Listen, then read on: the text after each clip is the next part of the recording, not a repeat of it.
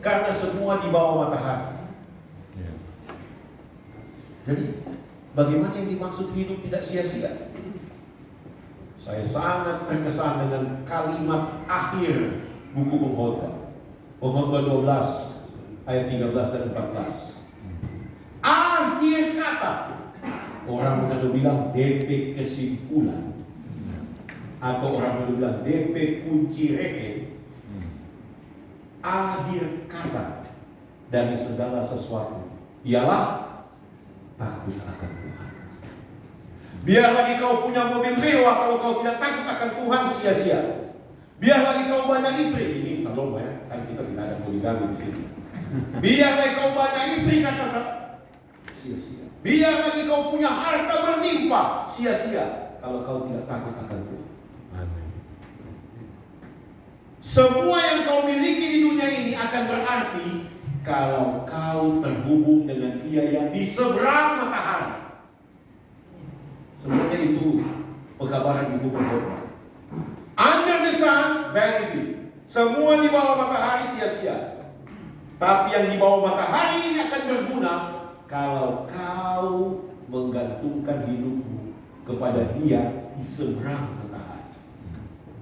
Makanya Tuhan melalui Daud ingatkan Salomo, kenal Tuhan. Kenal Tuhan. Kau punya masa lalu yang kelam, kau punya dosa, kau punya kebejatan. Kenal Tuhan. Kalau kau datang sama Dia, cari Dia, kau diampuni. Kenal Tuhanmu, kenal Yesusmu, umat Tuhan di Jatinegara. Siapa Yesus kita? Yesus yang menyembuhkan orang sakit. Saudara, hidup di dunia ini tidak mungkin kita akan hidup selama-lamanya. Saya tanya sama saudara-saudara, berapa yang senang hidup selama-lamanya di dunia yang berdosa ini? Katakan. Tidak ada yang mau, berarti tidak mau panjang juga sama ini. Ya, kenapa kita mau hidup selama-lamanya di dunia yang berdosa? Maukah kita asam urat tidak mati-mati? Maukah kita cancer selama-lamanya tidak mati-mati? Semua kita yang ada di sini, semua lagi antri untuk mati. Tidak ada yang bisa mengelak. Tapi puji Tuhan, karena kita punya Tuhan yang hebat. Karena Tuhan katakan, kalau toh kamu dan saudara dan saya mati, ada kebangkitan yang Tuhan siapkan. Amin. Oleh sebab itu jalani hidup ini bersama Tuhan. Saya kenal Tuhan saya. Semua kita punya masalah hidup, masalah kesehatan. Saudara, istri saya message saya, Papa, kau lihat harga bensin sekarang di Filipina. Saya bilang, yo, saya nonton di berita. Sebelum saya berangkat, harga bensin 67 peso 1 liter. Itu sama dengan kalau kurs 290-an per peso rupiah, sekitar 17-16 ribu per liter. Saya berangkat 88 peso 2 minggu lalu. Kemarin istri saya berdiri di depan pompa bensin, lalu dia foto. Dia di belakang 105,6 peso 1 liter 30 ribu di Filipina. Sini masih sama kan? Tak naik-naik. Katanya hebat begitu. Istri saya bilang, aduh, menggigit ini Bapak. Luar biasa. Jawaban saya, kita punya Tuhan yang hebat.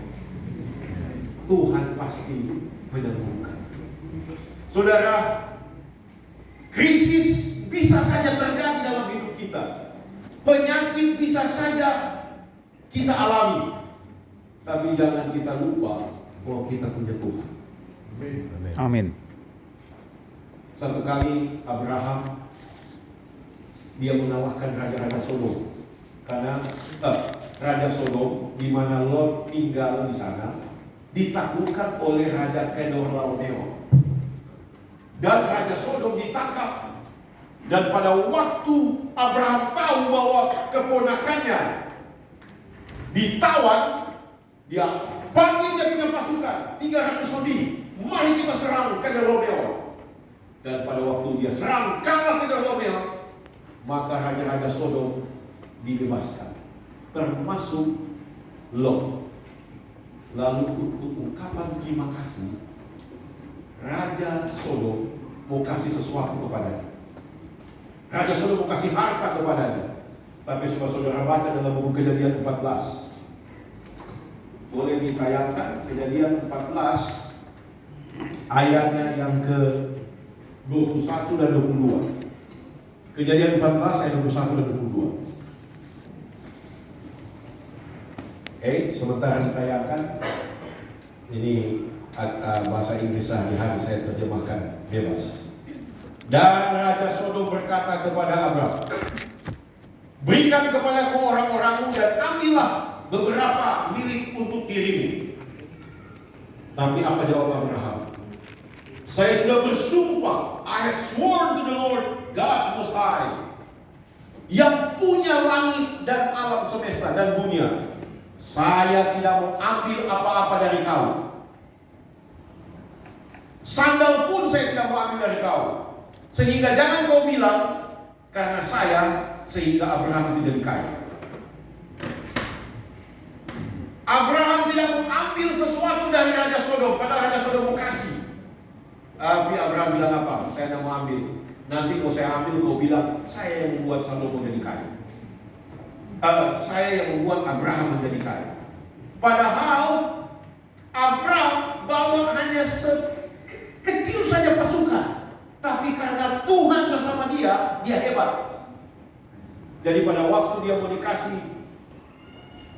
kekayaan oleh Raja Sodom, Abraham dengan tegas mengatakan, saya sudah bersumpah sama Tuhan, saya tidak mau ambil sesuatu dari kau. Sandal pun saya tidak mau ambil. Jangan sampai kau bilang, saya yang bikin Abraham itu kaya. Saudara, siapa yang saudara mau andalkan dalam hidup ini?